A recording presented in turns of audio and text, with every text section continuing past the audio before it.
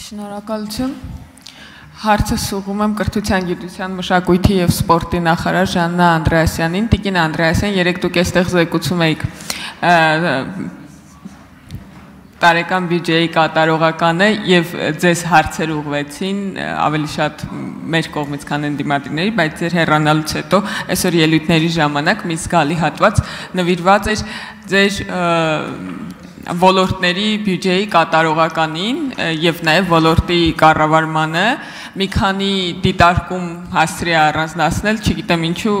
ձեզ չեն հարցնում, այլ որպես ելույթներ են մեր գործընկերներ ընդդիմադիր, մտածելով, որ դա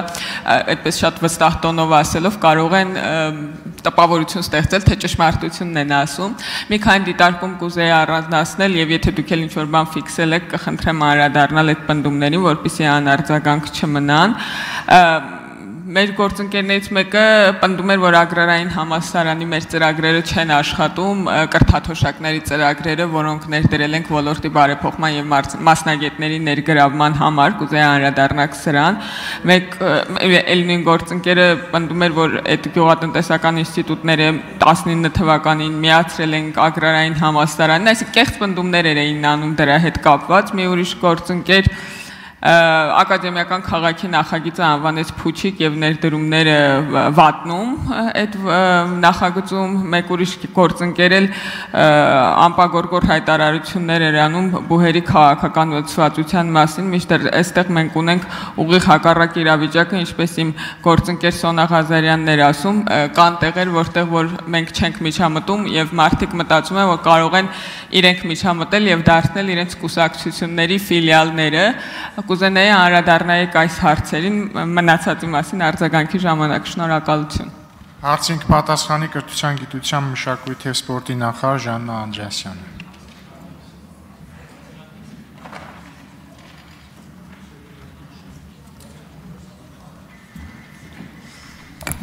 Շնորհակալություն Տիկին Ղազարյան, հարցի համար մի քիչ արդար չի, որովհետև նրանցից յուրաքանչյուրը առնվազն 10 րոպե ուներ։ Ես պետք է փորձեմ ավելի կարճ ժամանակում այդ բոլոր հնչած տարօրինակ մտքերին անդրադառնալ, բայց փորձեմ։ Որովհետև սա այն դեպքն է, երբ որ ոչ թե ուղղակի մեկնաբանություններ եմ անելու, այլ զուտ փաստեր եմ բերելու Ագրարային համալսարանի մասին։ Ագրարային համալսարանում 2024-25 ուսումնական տարում 23-24 ուսումնական տարվա նկատմամբ ունեցել ենք ընդունելության 67% աճ։ Նախորդ տարի 1924 ուսանող դարձել է ագրարային ոլորտի կրթություն ստացող ուսանող եւ վաղը համալրելու է այս ոլորտում կադրային պահանջարկը։ Սակայն սա ամբողջ պատմությունը չի։ Ինչպես հիշում եք, գերակա կրթաթոշակների մասին որոշումը կառավարությունը կայացրեց նախորդ տարի օգոստոսի վերջին եւ պարզ է, որ դրա ազդեցությունը ընդունելության վրա մենք կարող էինք տեսնել այս տարվա գործընթացների ժամանակ եւ մի ցուցանիշ բերեմ։ Այս տարի գերակա մասնագիտություններով, որտեղ 70,000 դրամ կրթաթոշակի հնարավորություն է ընձեռվում ագրարային ոլորտում, 88,46% աճ ունենք դիմելիության։ Սա այն ցուցանիշն է, որը որ ուղղակի վկայում է այդ ծրագրի ազդեցության մասին։ Եվ սա դեռ առաջին տարին է, եւ վստահ եմ, որ այս ծրագրի գործունեության հաջորդ տարիներին այս ցուցանիշները ել ավելին են լինելու եւ սա նաեւ ցույց է տալիս, որ ճիշտ քաղաքականություն ենք վարում։ Սա ամբողջը չի։ Երեք պարոն Խաչատրյանը ինչ-որ պնդումներ էր անում 3 ինստիտուտների մասին, որոնք միավորվել են 19 թվականին ագրարային համալսարանին եւ հարցնում էր կան արդյոք այդ ինստիտուտները։ Եվ այսօր այստեղ ինչ-որ մարդիկ մեզ հարցնում էին արդյոք մենք չենք ամաչում, անկեղծ ասած ես հիմա ամաչում եմ եւ պարոն Խաչատրյանի փոխարեն, որովհետեւ կարծում եմ, որ падգամավորը որևէ հարց հնչեցնելուց առաջ գոնե թե պետք է տարրական փաստ ստուգի։ Այդ բոլոր 3 ինստիտուտները,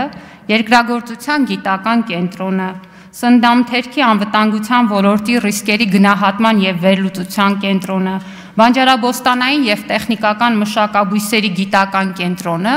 գործում են էկոնոմիկայի նախարարության ներքո, ինչպես եւ գործել են եւ շարունակում են ստանալ բյուջեից ֆինանսավորում կարևոր գործունեության համար։ Իհարկե առաջիկայում բուհերի խոշորացման եւ գիտահետազոտական ինստիտուտներին միավորման գործընթացի շրջանակներում նաեւ կքննարկվի դրանց հետագա գործունեության ավելի նպատակահարմար վայրը։ Ժամանակը ավարտվեց, ցավոք մնացածը արձագանքի ժամանակ։ Արձագանք։ Շնորհակալություն Տիկին Անդրեասյան, առիթից օգտվելով ասեմ, որ այս ամսվա 27-ին մենք ունենք խորհրդարանական լսումներ բարձրագույն կրթության եւ գիտության մասին օրենքի վերաբերյալ եւ հույս ունեմ այնտեղ բոլոր հարցերին անդրադառնալու հնարավորություն կունենանք եւ շարունակեք արձագանքել մնացած մասին հարցի։ Շնորհակալություն։ Շնորհակալություն։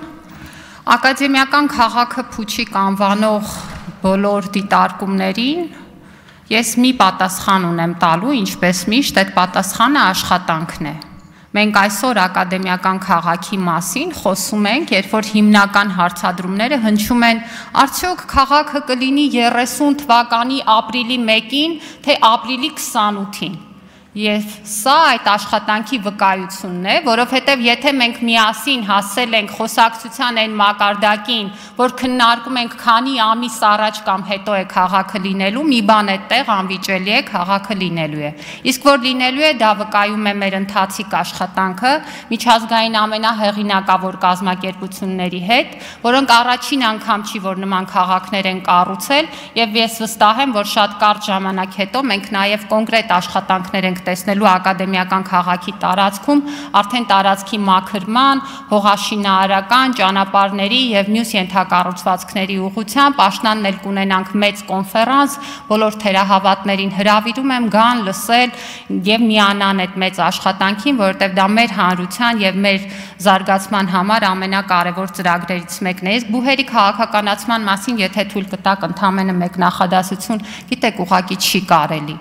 Կրթական համակարգը վերջապես շնչում է։ Մարդիկ օձիք են թափ տալիս։ Կրթական համակարգը վերջապես զբաղվում է կրթությամբ։ Իսկ ովքեր խոսում են բուհերի կուսակցականացումից, թող գնան տեսնեն ինչպես են բուհերի շենքերը տվել կուսակցական գրասենյակների տակ, հենց նույն Ագրարային համալսարանում։ Շնորհակալություն։